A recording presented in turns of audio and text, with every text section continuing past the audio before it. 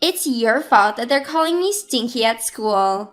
Why are you even a janitor? You stink. Stay away from me. My son started verbally abusing me around the time he was about to enter middle school next year. I guess he was probably being teased at school because I worked as a janitor. My name is Kathy Anderson. I was 34 at the time, and my son was 12.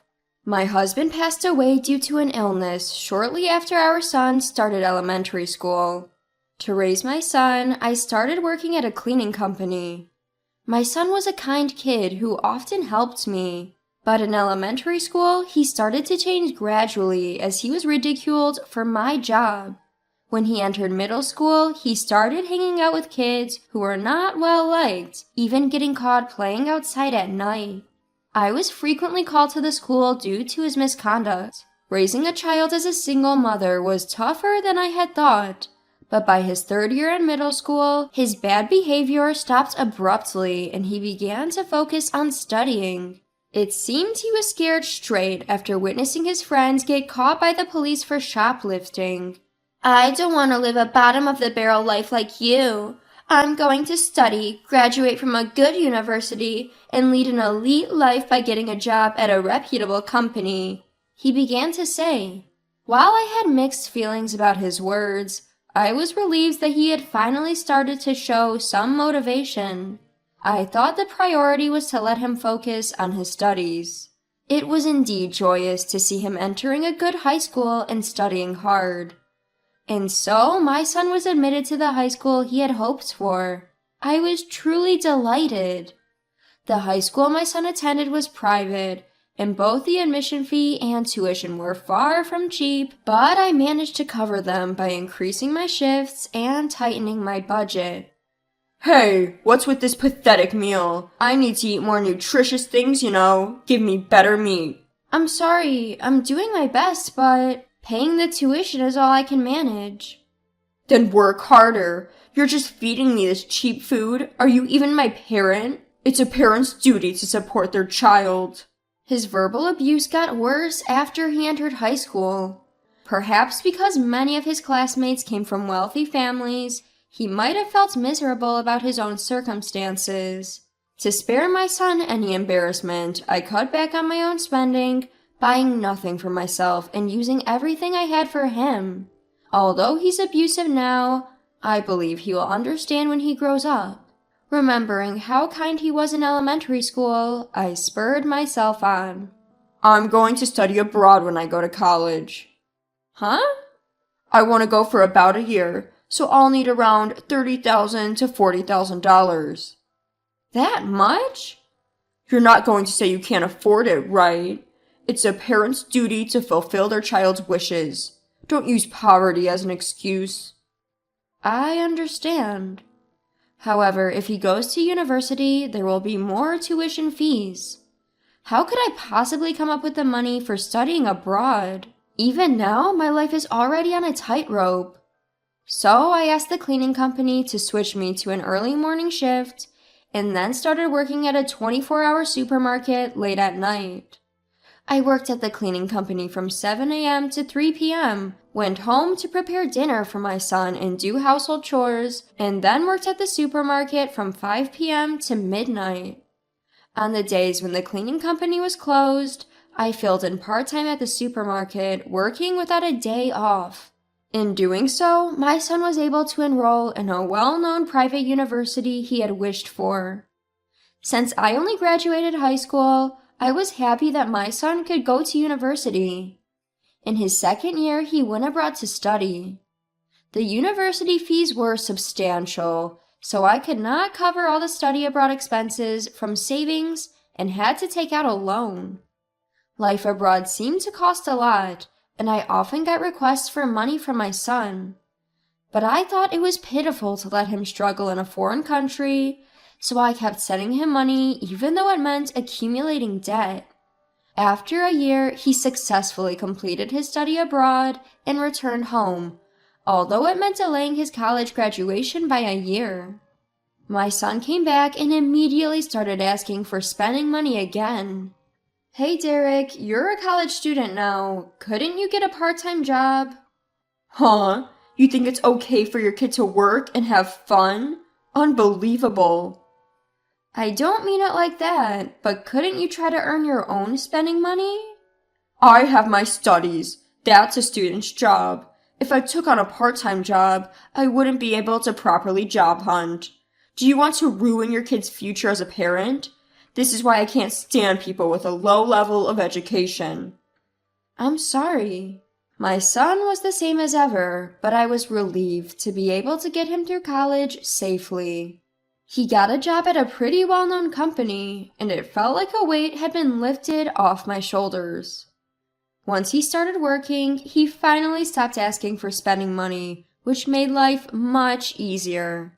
But the debts from his college and study abroad were still there, so I kept working day and night. After 4 years of him working, I was almost done paying off the debt. My son never contributed any money to the house, but I managed. I tried talking to him about contributing a little if he's going to live here, but he said, You expect your child to give you money? Being a working adult means having social obligations, and it costs money. You, a cleaner, and I, who work at a large company, are not the same. So I never mentioned it again. It's tiring to argue like this every time I say something. Maybe by this time I was used to living like this and didn't find working day and night too hard. But unknowingly, maybe my body was screaming for a break. I was probably pretending not to notice. One day, while I was cleaning a certain building, I saw my son coming out of the elevator. I inadvertently called out to him, "Derek!" When he saw me, my son made a very annoyed face. Huh? Who are you? Excuse me? I don't know any dirty old woman like you. Don't talk to me so casually. It's annoying. Derek! It was a huge shock to be yelled at by my son like that. My son didn't even look at me properly and quickly left the scene. That night, after finishing my late night shift and returning home, my son, who should have been sleeping, was up drinking beer in the kitchen. As soon as he saw me, he shouted at me like he had been waiting for me. Hey, old woman, what are you thinking? What are you talking about? Why did you call out to me in a place like that? That's a crucial business partner for my company. Is that so? I've been cleaning that building for a long time. What a coincidence. Listen, even if you see me, don't call out to me. It's shameful if people find out my mom is a janitor. Don't embarrass me. Embarrassing? I've been raising you like this. What? Do you think you can sell me a favor with that? I don't mean it like that. Anyway, if you see me outside, we're strangers. Don't casually talk to me. It's a shame for me if people know someone like you is my parent. It was quite a shock. I had been working day and night like a workhorse for the sake of my son, never expecting him to say something like this. I had been hoping that one day he would change, but now it felt like that day would never come. As I worked with these thoughts in my mind, I slowly started to feel faint. When I came to, I was lying in a hospital bed. The doctor told me it was due to overworking. You seem to have accumulated a great deal of fatigue. You've been pushing yourself too hard, haven't you? Did I pass out? Your colleagues were worried. They said you always work too hard, Mrs. I see. I ended up staying in the hospital for about a month for recovery. Of course the hospital staff contacted my son, but not once did he visit me during that time. But my colleagues took turns visiting me in the hospital, which was very encouraging. The person who rushed to see me first when he heard I collapsed was Mr. John Harrison. He is a kind person who always praises my work and is considerate of me. He had lost his wife early and raised his daughter as a single father. We had similar circumstances and we started talking a lot. You've done really well until now. I think it's time for you to take it easy. When Mr. John said that, I couldn't help but shed tears. It felt like all the feelings of being unrecognized and misunderstood that I had been holding inside were melting away. I realized that I had been stuck in the mindset that I have to work hard all this time. A month later, when I was discharged from the hospital, my usual daily life was waiting for me. But I had stopped expecting anything from my son, so I felt a bit lighter. Although I didn't speak to my son much, one day he told me he was getting married. The partner was the daughter of a high-ranking official at the company he was dealing with. That's wonderful. Well, it's natural for a man like me. After all, I graduated from a top university, studied abroad, and am working for a top company. I wanted to say, who do you think paid for all that, but decided not to say anything unnecessary. Saying anything wouldn't change my son. There is nothing to gain from an unproductive argument. But you don't have to come to the wedding. Huh? It would be embarrassing to have a parent like you come, so I decided to rent a parent. What do you mean by rent a parent? See, it's an era where you can even rent a family. If I can have someone who looks much richer than you attend as my mother, it would make me look good. You're having someone else attend as your mother? That's far better than you coming. So that's what you thought. Of course. You are not suitable for a top-class man like me. Don't come to the wedding as a poor, low-class person who scrapes by. Okay, then I don't care about you anymore. I'm going to move out of this house once I get married, and I'll never come back. I'm cutting ties with you. Okay, if that's what you want, I don't mind. Well, with that settled, I'll finally be free of having to see your poor face ever again. With that, my son announced his plan to move to his new place a week before his wedding and left. I said nothing and merely watched as he walked away. I thought at last everything was over. There was still one concern I had, but I didn't share it with my son. Little did I know how it would unfold. On the wedding day, my son called me incessantly, like a madman. Being quite busy, I initially decided not to answer, but his relentless calling left me with no choice. What the hell are you doing? Pick up the phone straight away. Not like you have any serious business anyway. I'm actually quite busy, so what's up? Isn't today your wedding day? Yeah, that's why I'm calling you. Get over here right now. Huh? What are you talking about? I'm inviting you to my wedding. Be grateful and come now. You don't want to see a poor person like me again, do you? Wouldn't you be embarrassed if I attended? You got a stand-in, didn't you? Quit the chatter and just come. You'll get to see your son in his glory. As I said, I'm busy. I don't have time to attend such a thing. Such a thing? Yes, so goodbye. As I was about to hang up, my son stopped me in a panic. His voice desperate. You wouldn't happen to know a guy named John, would you? The CEO of the company where my bride's father works? Why so? He approached me all smiles, saying he owed you a lot. Oh, you mean John Harrison? Yes, him. He's the guest of honor today. He said, I'm overjoyed that my precious employee's daughter is marrying Kathy's son. Oh, I'm quite familiar with John. Really? How do you know the CEO of such a big company? I told you before, didn't I? I work as a cleaner in John's company. That building? John is the CEO of the building where I met my son at work. He's a wonderful boss who cares for each and every one of his employees and is even friendly to us cleaners. We got talking when I once returned something he had left behind at the washstand while I was cleaning the toilet.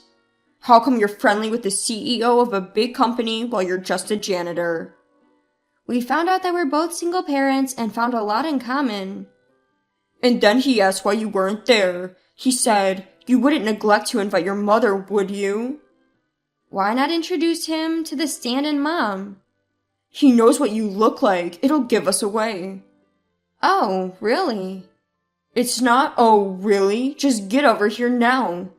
I told you I'm not going. Ever since he found out that I raised my son alone, he's been quite caring and a good listener. When my son told me the name of his fiance's father's company, I was truly surprised. I never dreamed that my son would marry the daughter of an executive working for John's company. I had already told John about this, and also that my son had rejected the idea of me coming to the wedding. John then told me he had a good idea and asked me not to tell my son about our acquaintance until the wedding day. You gotta come or I'll look bad. You're going around telling folks how you struggle to raise me all by yourself. And then everyone's like, you gotta thank your mom or something. And what about you, Derek? Thanking me? Are you nuts? Parents are supposed to raise their kids. Why should I have to be grateful for that? But this is making me look like a chump. It's your job as a parent to fix this. Get over here and brag about how I am such a good son to everyone. Hearing that makes me want to go even less. What? Are you even a parent? What goes around comes around. You're not a child anymore. Take responsibility for yourself. Parents aren't all powerful, and I'm not your parent anymore. With that, I hung up the phone. John was asked to give a speech as the guest of honor at the wedding. Later, he said he gave a great speech with a smile on his face. Someone had recorded the speech, and John showed it to me. Ladies and gentlemen, his mother has tirelessly raised her son, Derek, single-handedly, day and night. She even took out loans to pay for his college and study abroad, while Derek never worked a part-time job and kept demanding money from her. Now a fine working adult, he never contributes a dime at home and keeps spouting nastiness. On this fine day, he even told her not to come to his wedding because she would embarrass him. Let's give a big round of applause for our outstanding groom. There was John speaking loudly. My son on stage was pale as a ghost. The bride next to him turned beet red and was visibly shaking. She then took a wine bottle and drenched my son's head. "You ungrateful wretch!" The bride's scream was loud and clear. She held the sides of her dress and stormed out. There was a chorus of boos from the guests, and my son was not only drenched in wine, but was also a mess with tears and snot all over his face. His white tuxedo was soaked and stained red. Seeing my son like that didn't make me feel anything. It felt like I was watching a farce that had nothing to do with me. Naturally, the wedding was called off. There were many guests from the company and clients invited to the wedding, so the news of what happened at the ceremony spread like wildfire. I heard he began to receive cold stares both inside and outside the office. It seems he eventually quit his job due to the hostile environment, but the details of the wedding went viral on social media, and he couldn't find another because of it. After his bride left, he couldn't afford to pay the rent for their new home, and I heard he was evicted. About a month later, I received a call from a public phone. "Mom, where are you right now?" Who is this? I don't recall having a son who would call me Mom. It's me, Derek. Oh, I do recall knowing someone by that name in the past. What are you talking about? It's my fault. Please help me. I don't have a job, can't pay the wedding expenses. I don't have a place to live. When I came home, you weren't there and someone else was living there. Oh, I moved from the old house. The day of your wedding day was moving day, remember? That's why I said I was busy. Where did you move to? There's no need for me to tell you. You're a stranger now. I'm living in a park now. A park? Did you become homeless? Yes, I'm living off picking up cans. You, who look down on janitors, are now picking up cans? That's a pity. Don't you feel sorry for me? Not at all. We're no longer related. Please never contact me again. Goodbye. But... I hung up. After that, he never called again. He might not have money to make calls anymore, but it's not my concern. I have no intention of ever seeing or getting involved with him again. Later on, I got remarried to John. His daughter, who had already married and moved out, was very happy about our marriage. From now on, just the two of us are planning to live our second lives happily as a couple.